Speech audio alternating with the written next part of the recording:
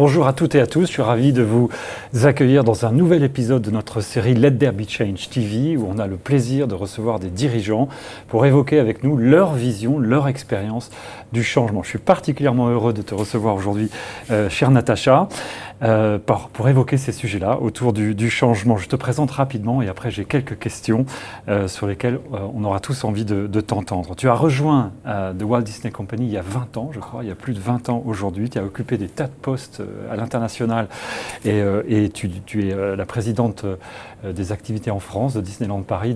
Je relis mes notes parce que les chiffres sont tout à fait impressionnants. Le parc en France, c'est 375 millions de visiteurs depuis 1992. Cette année, vous allez célébrer le 30e anniversaire du parc. C'est tout à fait considérable. C'est la population européenne qui a tout simplement rendu visite en 30 ans à ce parc. Alors les chiffres, c'est 75 hectares, une cinquantaine d'attractions, 7 hôtels, des boutiques, des centres de convention, 16 000 collaborateurs que vous appelez les cast members. Donc c'est une expérience tout à fait unique en Europe. Et puis cette année, le 30e anniversaire. Alors la première question que j'ai envie de te poser, elle est liée au contexte économique dans lequel nous sommes, et en particulier cette pandémie qui a fait très mal au secteur du tourisme, du transport aérien et de tout ce qui est accroché à cette activité depuis 2 ans. Et tout simplement, comment tu as traversé cette période-là avec les équipes? Ouais, ça a été une période très difficile en effet pour le tourisme et pour notre entreprise en particulier. On a été fermé 2 fois et pour une totalité de presque 1 an. Donc c'était une période très longue et pendant cette période, on avait une grande majorité de nos employés qui étaient en chômage partiel. Donc très difficile à vivre et aussi nos cast members, je vais utiliser ce terme beaucoup parce que c'est mon habitude, mais nos cast members sont très attachés à notre produit et à nos visiteurs, donc c'est très difficile pour eux d'être à la maison parce qu'ils ont l'habitude de ce contact qui est très important pour eux. Alors évidemment, déjà, début de la crise, il a fallu qu'on ferme le parc et qu'on s'organise autour de la fermeture. Ce n'est pas quelque chose qu'on fait très souvent. Il fallait qu'on mette en place tous les dispositifs pour aider nos employés, justement, pendant cette période de temps. Donc, il y a eu tout un travail immédiat qui s'est fait. Ensuite, on est rentré dans des périodes longues où on était fermé, donc on voulait vraiment continuer d'être engagé avec nos visiteurs et avec nos cast members pendant cette période. Donc on a fait un travail énorme en termes de communication. Pour nos cast members, par exemple, on a fait des programmes dédiés. On les tenait au courant de ce qui se passait dans le parc. On allait filmer sur site toutes les rénovations qu'on était en train de faire pour partager avec eux et pour qu'ils voient qu'on était en train de continuer à investir dans la destination et qu'ils soient heureux de voir cette partie du business. Donc ça, c'était, je dirais, les choses un petit peu plus immédiates. Sur le plus long terme, par contre, comme beaucoup d'entreprises pendant cette période, évidemment, on a utilisé cette période pour accélérer la transformation. On n'a pas subi cette période, on a essayé de faire évoluer beaucoup de choses dans notre activité pour qu'on puisse sortir de la crise encore plus fort. Donc, il y a tout le côté rénovation. On avait beaucoup de projets qui étaient en cours, qu'on a évidemment continué et terminé. Donc, par exemple, on a rénové notre château de la Belle au Bois dormant qui est absolument resplendissant maintenant. Mais on avait aussi entamé une grande rénovation de notre hôtel New York qu'on a pu ouvrir l'année dernière. Il a été transformé en un Art of Marvel Hotel qui est absolument magnifique, moderne, chic et fantastique. On avait des attractions qui étaient sous rénovation, mais on a pu aussi en accélérer. Donc là, vraiment la destination est la plus belle qu'elle ait jamais été depuis notre ouverture. Donc ça, c'était un élément positif où on a pu faire beaucoup de travail. On s'est aussi penché sur des éléments on a beaucoup d'endroits dans le parc où il y a beaucoup de queues, il manque de fluidité, donc on a pu se pencher sur certains outils digitaux en particulier pour nous aider à fluidifier l'expérience de nos visiteurs. Donc on a fait par exemple du travail sur les attractions et les queues d'attente dans les attractions avec des nouveaux services, mais aussi pour nos spectacles. On a fait un test on a préparé pour un test de click and collect dans nos restaurants. Et un dernier élément, je dirais, ça a été, on a eu aussi parce que comme on avait des contraintes particulières du fait de nos secteurs, et en particulier on avait des jauges qu'on a dû mettre en place pour les 2 réouvertures en fait. On a mis en place un système de réservation. Donc tous nos visiteurs devaient s'enregistrer dans le système de réservation pour qu'on puisse contrôler la jauge dans les parcs. Et en fait, on s'est aperçu que il y avait en fait, ça nous a beaucoup aidé de contrôler le montant de la fréquentation parce qu'on pouvait comme ça protéger l'expérience de nos visiteurs dans le parc. Et derrière ça aussi, on pouvait mieux planifier notre staffing et aussi mieux déterminer, par exemple, les points de restauration qu'on avait besoin pour satisfaire la demande qu'on avait dans le parc. Donc on a réalisé que c'était quelque chose en fait de très bénéfique d'un point de vue opérationnel et c'est quelque chose maintenant qu'on a pérennisé dans le temps et qu'on continue d'appliquer pour améliorer l'expérience de nos visiteurs. Et tous ces éléments, tout ce qu'on a pu travailler pendant cette période, en fait, on voit à la fois des résultats de guest satisfaction qui sont très très forts et surtout parce qu'on a notre produit du 30e qui vient de notre 30e anniversaire qui est très populaire avec nos visiteurs, mais aussi on voit que la reprise du business est très très forte et en fait on a bien préparé le retour, je dirais. Merci Natacha pour ce retour. Je garde plusieurs choses. La toute première chose que j'ai adorée dans ta réponse, c'est parce que tu as parlé des collaborateurs en premier et tu as parlé du lien avec le produit, du lien très fort entre eux et le produit et du fait que c'est la première chose que vous vous êtes donné comme mission d'entretenir pendant cette période où le parc était fermé. Et je trouve ça intéressant de citer ça en premier. Et ensuite, je garde évidemment l'idée de l'accélération de la transformation pendant que tu pouvais le faire. Et puis, ce dernier point autour de l'impact du digital qui finalement va demeurer et qui va bien plus loin que créer une continuité de business service ou être un passage obligé pendant un moment de crise et qui devient quelque chose de durable dans un modèle. Alors, c'est une bonne transition avec ma deuxième question. Le parc est évidemment quelque chose d'immersif. Il y a une dimension immersive très forte. Il y a une notion d'expérience qui est au cœur de ce que vous proposez à vos clients. Et moi, nous, on vient de l'univers de la technologie.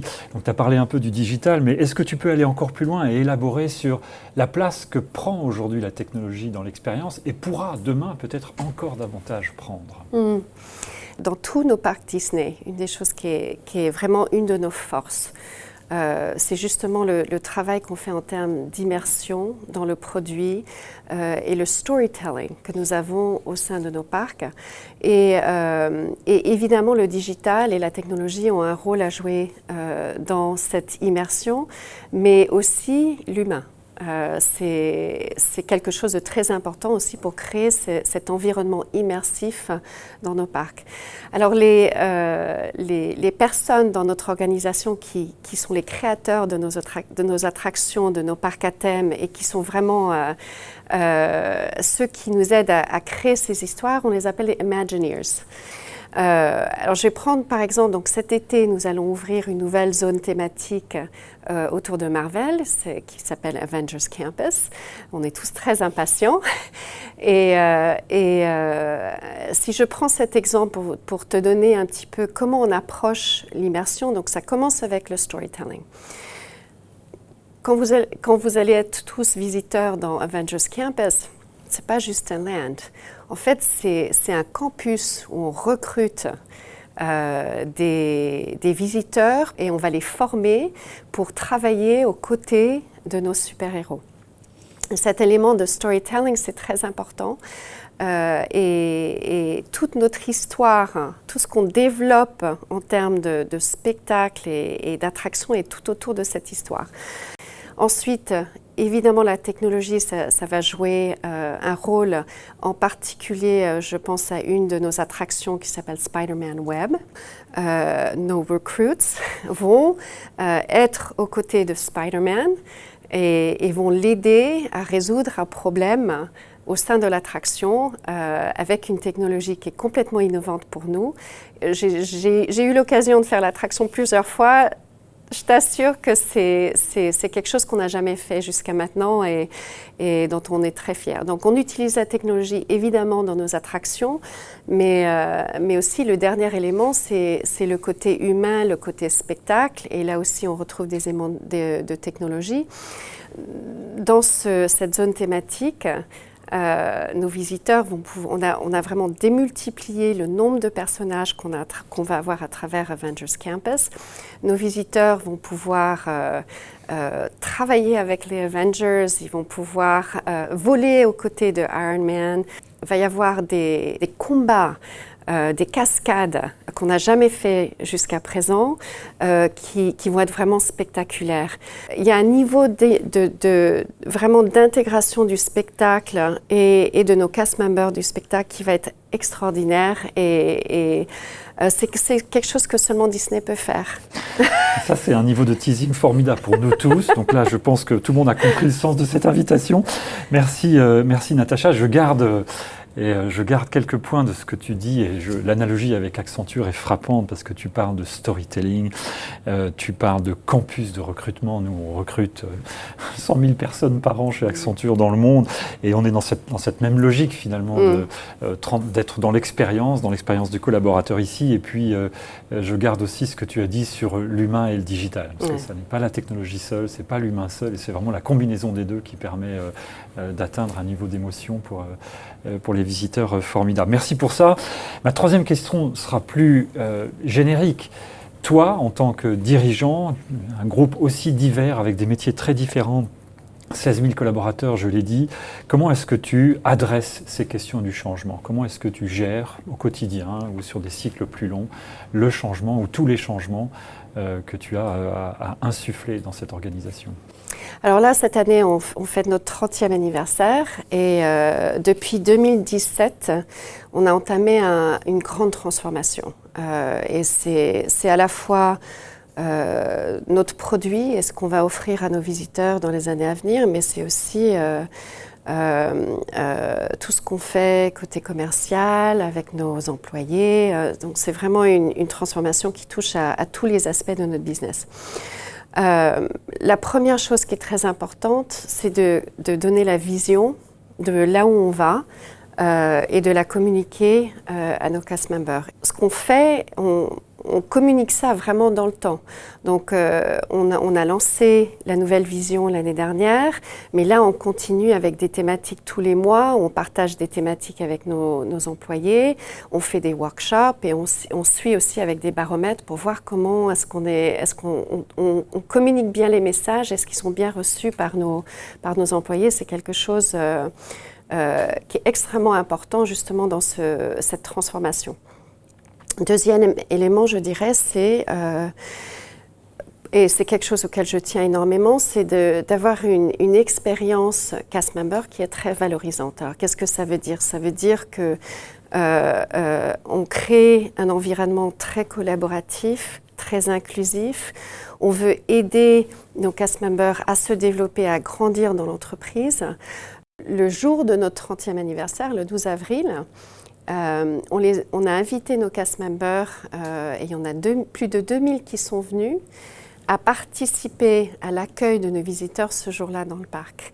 Et c'était sous une forme de aide d'honneur. Et c'était une journée magique, c'était vraiment la fête dans le parc, tout le monde était heureux d'être là. Et donc, vraiment un grand succès. Mais c'est très important pour nous, pour moi, de continuer d'engager nos cast members dans notre produit, qu'ils en soient fiers, qu'ils le vivent, qu'ils le voient, parce que ce sont nos meilleurs ambassadeurs en fait. Merci, c'est très impressionnant de voir effectivement quelle place tu leur donnes dans le dispositif. Alors même si on comprend évidemment le rôle qu'ils ont à jouer vis-à-vis des visiteurs, mais à travers tout ce que tu dis là et ce que tu as dit avant, ils ont une primeur, ils ont un rôle absolument central et vous les choyez parce que je comprends que votre vision du changement ou ta vision du changement, c'est évidemment une vision, beaucoup de communication, mais surtout une attention extrêmement soutenue sur les cast members dans la logique du changement. Je termine avec une dernière question, qu'est-ce que tu ne changerais pas ? Deux choses. Après, je crois que ce qu'on a tous vu après cette crise qu'on a traversée, c'est combien c'est important de rêver et de continuer à rêver. Et ça, c'est quelque chose que on le voit, le retour de nos visiteurs et la joie de se retrouver et d'avoir ces éléments de magie et un endroit où on peut être, en fait, on peut oublier ce qui se passe autour de nous. C'est quelque chose qui est très important et j'espère que ça changera jamais.